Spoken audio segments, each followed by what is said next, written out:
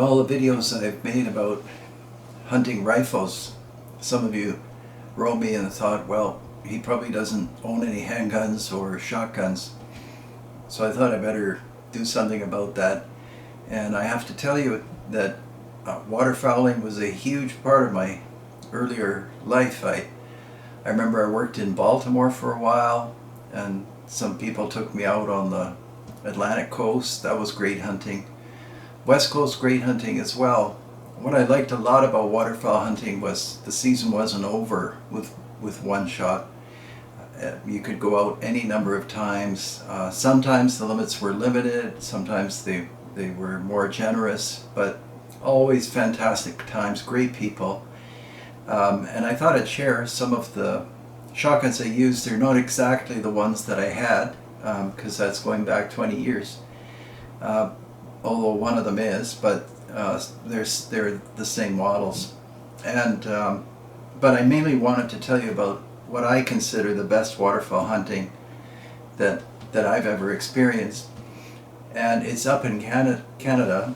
There are two little known lakes, maybe very well known to Canadians, maybe not to other people.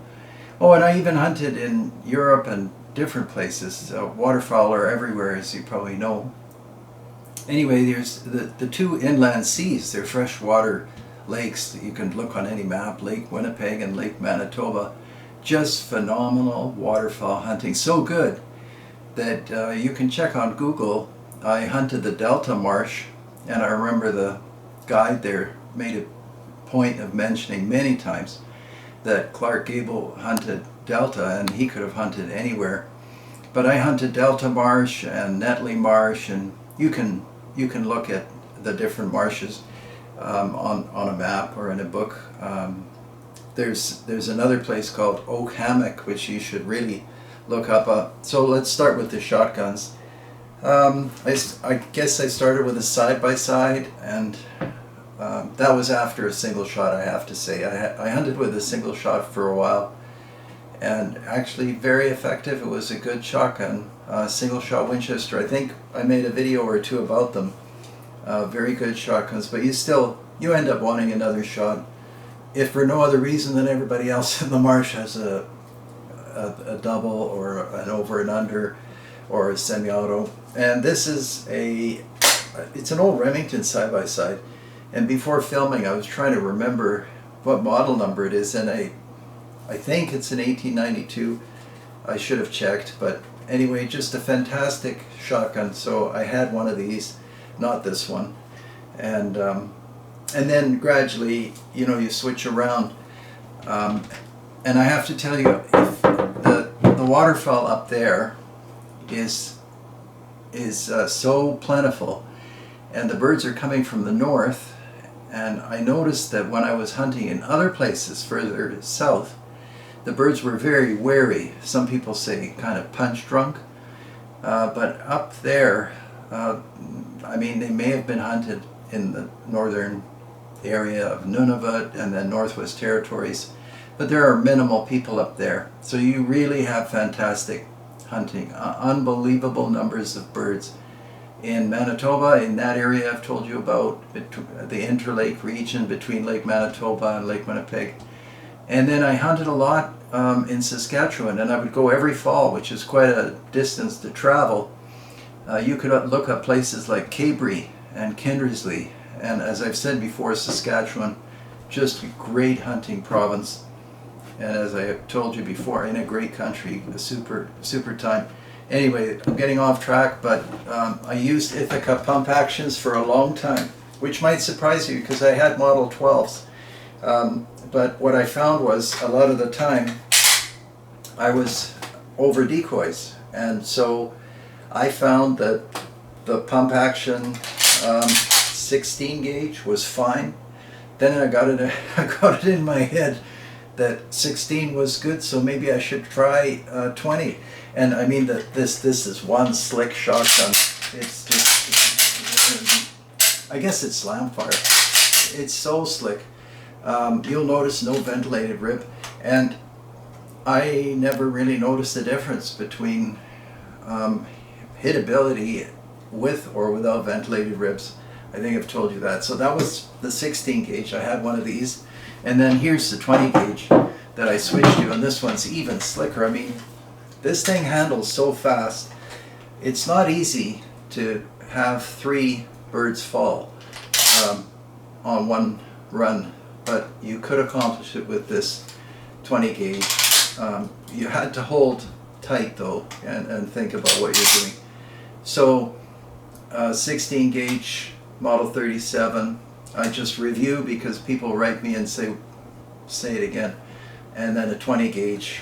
These are not designed for steel shot.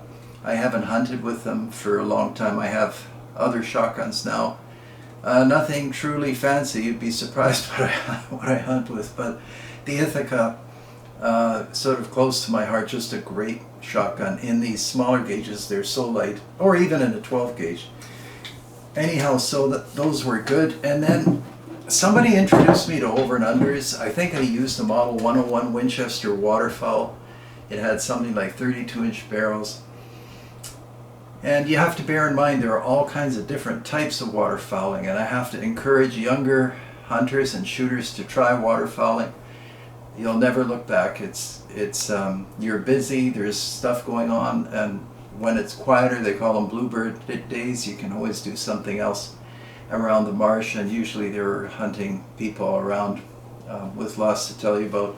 Anyway, I used the 101 Winchester. This is Baikal, named after Lake Baikal in Russia now, former USSR. This is a USSR shotgun. You can see it has no hinge pin. That doesn't mean all that much to me. It's just with this model, and it was not this exact shotgun, and I don't know why they chromed the receiver, but it is a factory chrome. But a very shallow receiver, and I had nothing but success with these Russian over and unders. So tough, and they were cheap. I don't want to say $200, but they were inexpensive, and I hope it doesn't bother you if I dry fire. Some people write me, don't dry fire.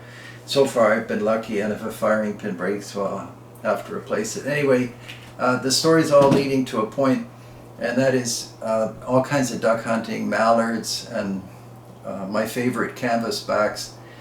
Terrific eating, everything just ideal, but the Canada geese and speckle bellies and snow geese constantly out of range, and I can't remember how many times you could hear that sound of the shot hitting the feathers but the bird's not coming down. It sort of sounds like sand falling on paper, dry sand, and nothing would happen. They might change course a little bit, and that was about it.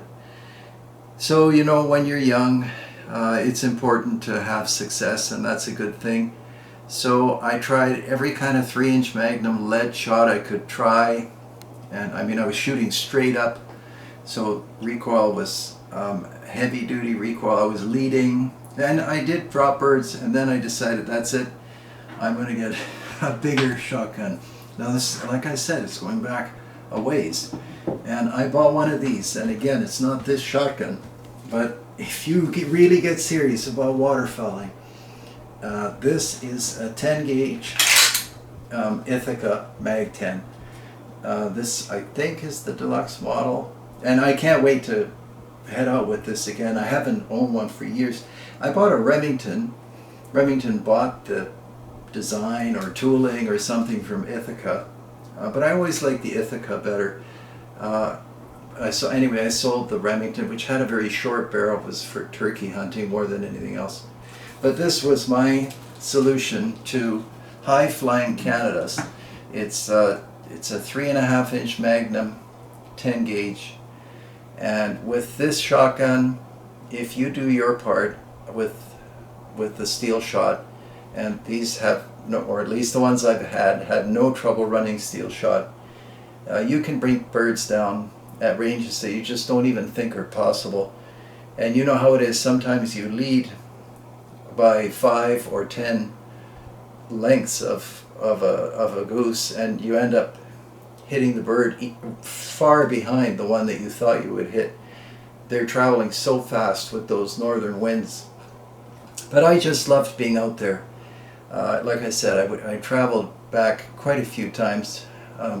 Didn't really tell anybody, just went to the marsh. I had different favorites. Oh, I started to tell you about a place worth visiting and hunting. I'm sure it's still open. Oak Hammock is in the Interlake area of Manitoba. And I've seen some amazing swarms of geese in Saskatchewan. Oak Hammock is great because it's a preserve, and then there's a firing line around the preserve. And this is what I used, because the birds very quickly learn to get elevation quickly. And so you have pass shooting. That's the best pass shooting. I had pass shooting on the Atlantic coast as well, but nothing like that Oak Hammock. And I think just a bunch of good guys, Oak Hammock outfitters, a couple of friends went with them. I can't speak for them, and I don't work for them or anything. They just come to mind. I'm sure there are lots of outfitters.